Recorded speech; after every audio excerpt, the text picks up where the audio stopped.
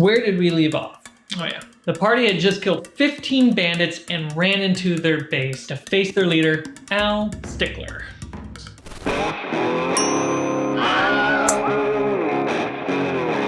Hey there, I'm new to Dungeon Mastery. This series is for me to talk about my game sessions, see what I learned, be a healthy self-critique, and see where I can improve.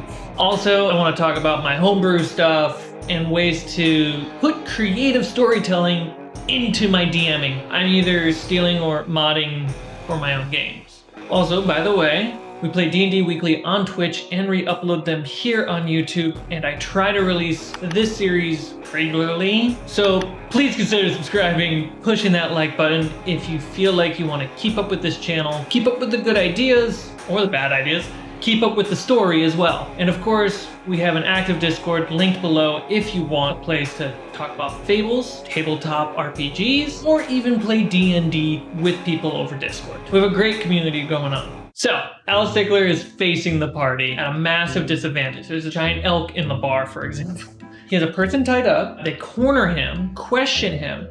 This is my first time with a big charisma-based encounter as a DM using a big bad guy. I think I overcomplicated it for myself. I think I over-prepped, but I had all the information I needed in front of me. But more importantly, I wrote his flaws, bonds, and ideals, and wrote down the triggers to activate those conversations. So basically, if the players talked about or landed accidentally on flaws, ideals, or bonds, or rolled for it, that would trigger me giving those informations and potentially giving them advantage if they landed more than one. But they only got half the information I had ready for them. And thankfully, Al has a safe upstairs with a bunch of lore dump ready for them.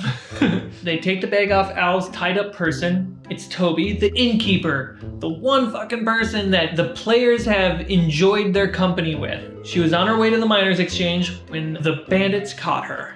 Then suddenly, they all start to smell smoke. I had them all roll perception, but honestly I shouldn't have because they would just smell it. And the conversation was about passive, and it's like, hey, you all smell smoke. I should do that next time. They smell smoke. Smoke fills the space. They rush outside with Al tied up. I should remember that. They ran out with Al tied up. And the inn, Toby's Inn, the one place the characters have cared about most in this campaign, the place that they've slept every night other than outside in the woods, is on fire. It's burning down. Members of the town are hurrying and trying to throw water and snow over it.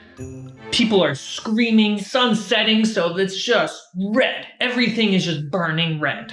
Not everything is burning, but it's a color theory thing, you know what I mean. The party hurries to the burning building, and because of the big battle, they're all low on health. It's like I depleted their resources for a reason. So they split the party yet again, so those with the highest HPs run into the burning building and find the cook and the kid, Toby's kid, which they do save them. Our cleric, who's outside, goes to the window and sees people moving inside in the room of the fighter NPC that they saved in the cave like forever ago. The fighter of the party is making sure that Al doesn't get away. An opportunity for me to get Al to run away and have a moment with her. I forgot. I'm already dealing with 3 split groups. I'll do better next time. So the druid and the rogue and the warlock run into the burning building. They saved the cook and the kid. They run upstairs. They find a man dressed in black with a knife attacking the NPC fighter and a dead body. The cleric that was healing the fighter.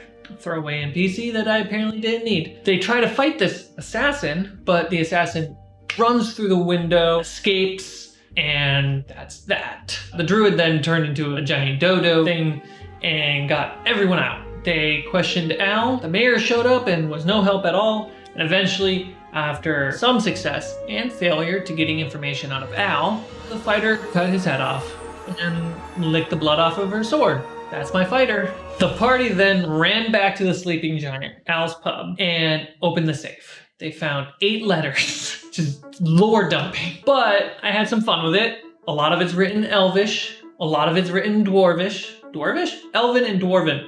They only know Elven, and the map in the region, voila, was drawn with markers pointing out all the quest hooks that are in this module. Now the party can choose for themselves which way they want to go and what to do next, versus me trying to guess. So there was a conversation about a backdraft during the moment when they were, in the burning building. After the game, I put some thought into it, read up more about backdrafts and the science of them, watched even the slow-mo guys video where you got to see it 1,000 frames per second. Crazy. Obviously now I'm remembering all the times I've heard and seen backdrafts in movies and in actual fires. I'm like, oh, that's what that is. Brain plug. For now on, after learning how backdrafts work and having a really good visual, I think I'm going to include backdrafts into burning buildings or rooms that are on fire. How am I going to do that? Welcome to a small homebrew. What I'm going to do is if my players ever run into a burning building or find themselves in a situation, the room's on fire, right? I personally, for the backdraft, will roll a 1d20, set the DC at 15, and I'll have everyone roll initiative, similar to what I did in this one. So a burning room or a burning building is run in combat initiative, way easier. The backdraft rolls at the top of every round. So kind of the fire itself is a character in the initiative. That's who they're encountering. And the players will understand how to treat the situation mechanically. It'll be similar to fighting bad guys. But the damage, how do I know what the damage is and where to place it for the backdraft? Am I going to a line of fire or is it into an explosion? Well, if you look at footage from movies, TV, and the slow-mo guys, there is kind of a dragon's kind of effect, but there's most of the time, it feels like just a big fireball. You might know where I'm going with this. Buckle up. So a DC 15 backdraft at the top of every fire encounter. Then if it succeeds, each creature in a 20-foot radius sphere centered on the most recently opened passage, such as window, a door, trapdoor, whatever. Those creatures must make a dex saving throw. The target takes 8d6 fire damage on a failed save or half as much on a successful one. Fire spreads around corner, grabs them, it ignites flammable objects, so even make the fire worse. Once a backdraft occurs in that open passage, it cannot occur again until the passage is closed and reopened. Put the limit on it so I'm not always rolling it, but there is then a stake and a fear I'm gonna blow them up. Basically, I'll treat backdrafts as a lair action fireball during a burning building encounter. Works for me, and I like it. Lesson learned from one encounter.